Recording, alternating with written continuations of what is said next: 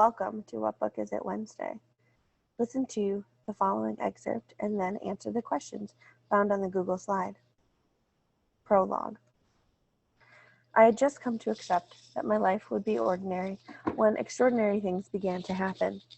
The first of these came as a terrible shock and, like anything that changes you forever, split my life into halves, before and after. Like many of the extraordinary things to come, it involved my grandfather, Abraham Portman. Growing up, Grandpa Portman was the most fascinating person I knew. He had lived in an orphanage, fought in wars, crossed oceans by steamship and deserts on horseback, performed in circuses, knew everything about guns and self-defense and surviving in the wilderness, and spoke at least 3 languages that weren't English. It all seemed unfathomably exotic to a kid who'd never left Florida, and I begged him to regale me with stories whenever I saw him. He always obliged, telling them like secrets that could be entrusted only to me. When I was 6, I decided that my only chance of having a life half as exciting as Grandpa Portman's was to become an explorer. He encouraged me by spending afternoons at my side, hunched over maps of the world, plotting imaginary expeditions with trails of red pushpins and telling me about the fantastic places I would discover one day. At home, I made my ambitions known by parading around with a cardboard tube held to my eye, shouting, "Land ho!" and "Prepare a landing party!" until my parents shooed me outside.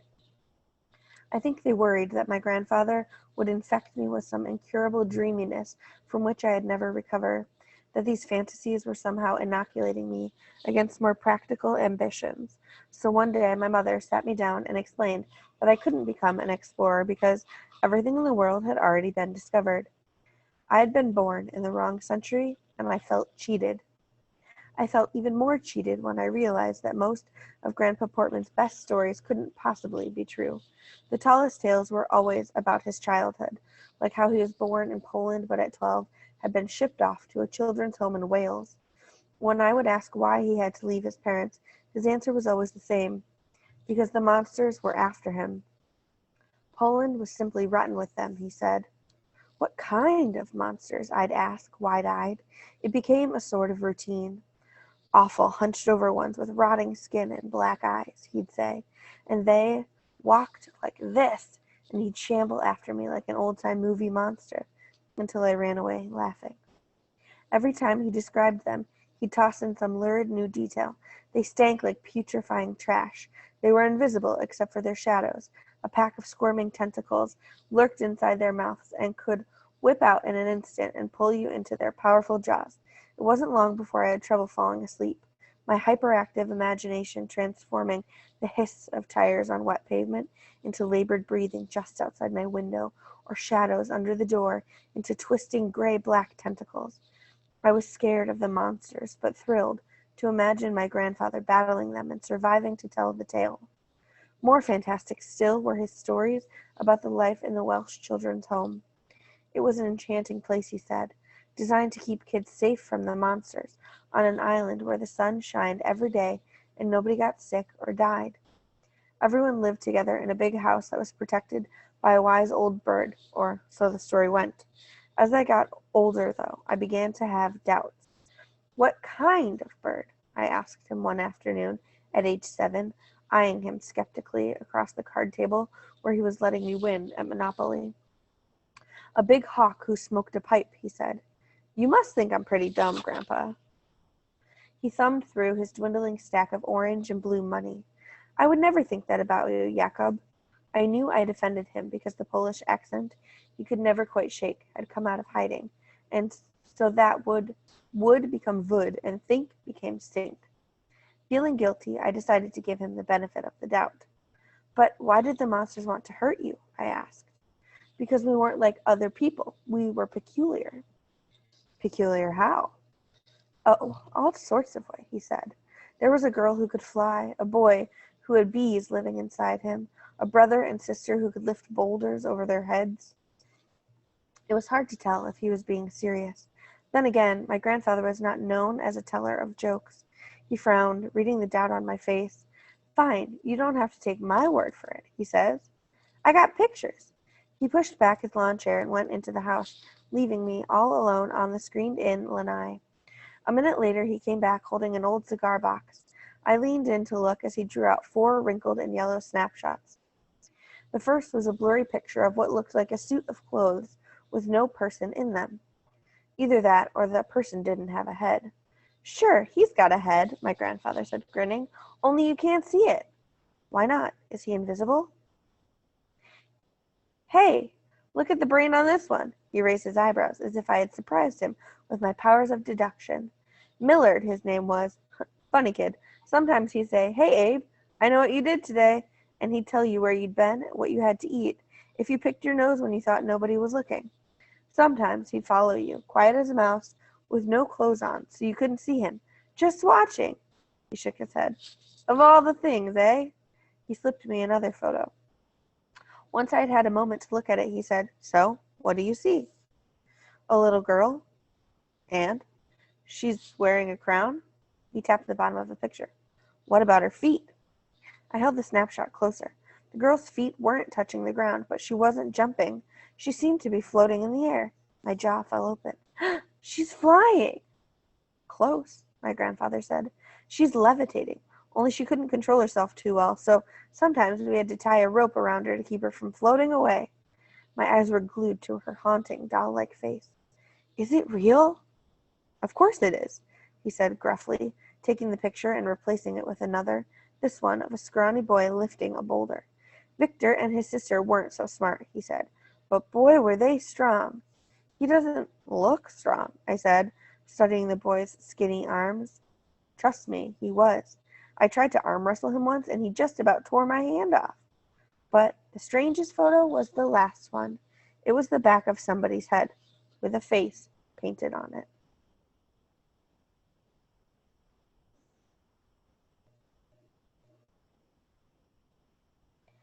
I stared at the last photo as Grandpa Portman explained. He had 2 mouths, see? One in the front and one in the back. That's why he got so big and fat. But it's fake, I said. The face is just painted on. Sure, the paint's fake. It was for a circus show, but I am telling you, he had 2 mouths. You don't believe me? I thought about it, looking at the pictures and then at my grandfather, his face so earnest and open. What reason would he have to lie? I believe you, I said, and I really did believe him, for a few years at least, though mostly because I wanted to. Like other kids my age, I wanted to believe in Santa Claus. We cling to our fairy tales until the price for believing them becomes too high, which for me was the day in 2nd grade when Robbie Jensen pantsed me at lunch in front of a table of girls and announced that I believed in fairies. It was just desserts, I suppose, for repeating my grandfather's stories at school, but in those humiliating seconds, I foresaw the moniker Fairy Boy trailing me for years, and, rightly or not, I resented him for it. Grandpa Portman picked me up from school that afternoon, as he often did when both my parents were working. I climbed into the passenger seat of his old Pontiac and declared that I didn't believe in his fairy stories anymore. What fairy stories? He said, peering at me over his glasses. You know, the stories about the kids and the monsters. He seemed confused. Who said anything about fairies? I told him that a made-up story and a fairy tale were the same thing, and that fairy tales were for pants-wetting babies, and that I knew his photos and stories were fakes. I expected him to get mad or put up a fight, but instead, he just said, okay, and threw the Pontiac into drive. With a stab of his foot on the accelerator, we lurched away from the curb, and that was the end of it. I guess he'd seen it coming. I had to grow out of them eventually, but he dropped the whole thing so quickly it left me feeling like I had been lied to. I couldn't understand why he made up all that stuff, tricked me into believing that extraordinary things were possible when they weren't. It wasn't until a few years later that my dad explained it to me. Grandpa had told him some of the same stories when he was a kid, and they weren't lies exactly, but exaggerated versions of the truth, because the story of Grandpa Portman's childhood wasn't a fairy tale at all.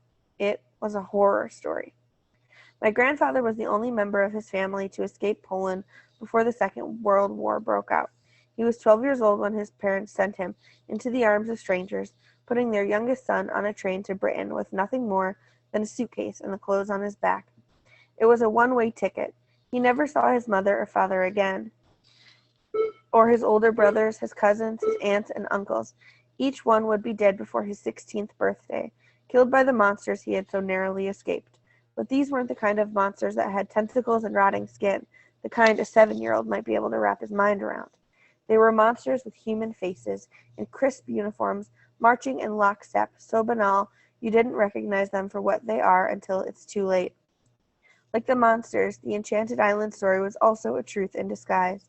Compared to the horrors of mainland Europe, the children's home that had taken in my grandfather must have seemed like a paradise, and so, in his stories, it had become one, a safe haven of endless summers and guardian angels and magical children who couldn't really fly or turn invisible or lift boulders, of course. The peculiarity for which they had been haunted was simply their Jewishness. They were orphans of war, washed up on that little island in a tide of blood. What made them amazing wasn't that they had miraculous powers. That they had escaped the ghettos and gas chambers was a miracle enough. I stopped asking my grandfather to tell me stories, and I think secretly he was relieved. An air of mystery closed around the details of his early life. I didn't pry. He had been through hell and had a right to his secrets. I felt ashamed for having been jealous of his life, considering the price he had paid for it, and I tried to feel lucky for the safe and unextraordinary one that I had done nothing to deserve. Then, a few years later, when I was 15, an extraordinary and terrible thing happened, and there was only before and after.